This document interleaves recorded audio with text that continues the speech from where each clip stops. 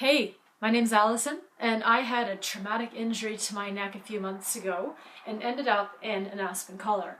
And what we soon found out was that there's very little information on the internet related to Aspen collars. So this video is going to give you some tips around eating, cleaning the Aspen collar, changing the Aspen collar, sleeping so that you're comfortable, and how to rest your head when you need to rest it. So let's get started. Number one thing you want to do is never take it off. Don't take it off. This is a cast for your neck. This is immobilizing you. The second thing is, don't worry about how it looks. Yes, it looks ridiculous, and there's not a lot you can do about that. Nobody is going to care. Everybody is going to see the collar, and they're going to respect you for being out and about in it. And at least it won't be on forever. If you're watching this video, you've probably already figured out that your injury is pretty painful and pretty uncomfortable. Here's some tips to try to get through this uncomfortable stage. If you're so inclined to brush your teeth, get a baby toothbrush so you don't have to open up your mouth as much and irritate the muscles in the back of your neck. The second thing you might consider is look at what kind of supplements, what kind of painkillers you would need to help you get through the recovery process. In order to promote healing, we looked at a number of supplements and vitamins that I could add to smoothies and then drink throughout the day. The things that I took and researched were vitamin C, L-glutamine powder, and that would be for muscle development and muscle healing, calcium magnesium supplement that's really good for bones, L-lysine, which is good for absorbing of calcium and magnesium, and then a vitamin D supplement. That if you want to look at having yogurt and fruit in a smoothie with oil, that's going to give you the calories you need, and then you don't need to be so worried about eating. One of the biggest challenges that I had was trying to get comfortable with sleep. If you've had a traumatic injury, likely you're going to have to lie on your back for quite some time as that injury heals, and of course wearing the Aspen collar. I actually went to a physiotherapist, and what he helped me do was get comfortable for sleeping. So what I did, for me, I had a pillow, and then I took a larger towel on the pillow, and then when I was lying down, I was able to roll that towel up while I was lying on it, and that acted like a small dam, like a small barrier for my head, so it was stable that way. The other thing you can do is you can use smaller washcloths or little blankets, and you can place them wherever you want to get whatever support that you want. So this was the setup that I had.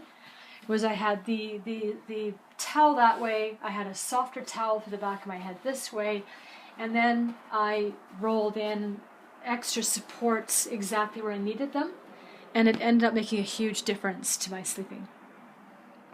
So for me, I found that one quite flat pillow with a towel over top, which then I can roll like this. And I roll it, and then that way, during the night, my head would not roll from side to side and put pressure on any part of my neck. And then what I'd do, either myself or I'd have help from my family, is I'd roll up little pieces to support my shoulders or to tuck in underneath the collar. I found I needed something very small underneath just to have a little bit of a ridge. Also, I found that sometimes my head got quite sore and I needed more padding underneath my head.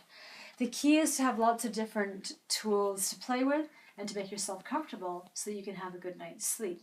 Now, of course, being on your back, another consideration is to put a couple of pillows or cushions underneath your knees, or to slip a thinly folded towel underneath your lumbar to support your back. One of the most stressful things about being in an Aspen collar is changing it so that you can both clean the pads as well as your neck. I was lucky enough to have two collars, which made life a lot easier. So I'm going to show you how you take one collar off and you slip the other one on without moving your head or moving your neck.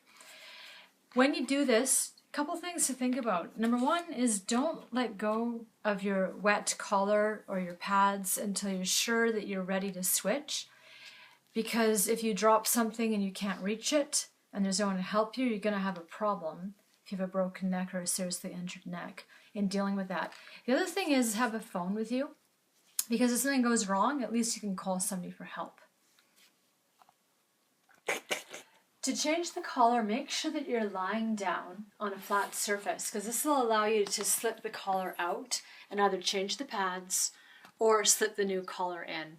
So what you want to do is stare at a spot on the ceiling, so you're not moving your head around, and then gently take the collar off. So you have your Velcro, and then you have your Velcro back here that keeps the collar firmly around your neck. Take that off, put it in arm's reach just in case it falls down and you lose the other collar or anything like that. And then very gently pull out the back piece. Now, at this point, you'd want to have a washcloth handy and to be able to wash your neck and then let it dry fully and before you put the second collar on. So at this stage as well, this is going to be your only time to have the collar off and have your skin exposed. So make the most of it. If you can, just rub your jaw and get some circulation going there. Give your neck a bit of a rub. And as I said, make sure it's clean and dry before you put the new collar or the new pads with your collar back on. I was told not to put any lotions, powders, oils, or anything on my neck, on the part that was underneath the collar, because that would actually cause irritation and that would also bring on new problems apart from the fact that you've already hurt yourself really badly on your neck. So here we go. Make sure it's the right way up, although I don't think it matters. It seems to be symmetrical.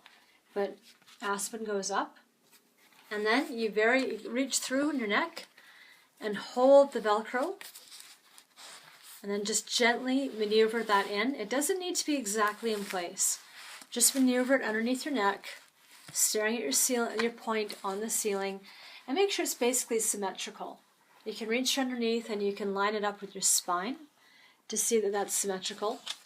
And then you take the second piece, tuck that underneath, and what you're gonna do is get your back Velcro piece somewhat lined up, and then bring your front Velcro piece across, the strap across.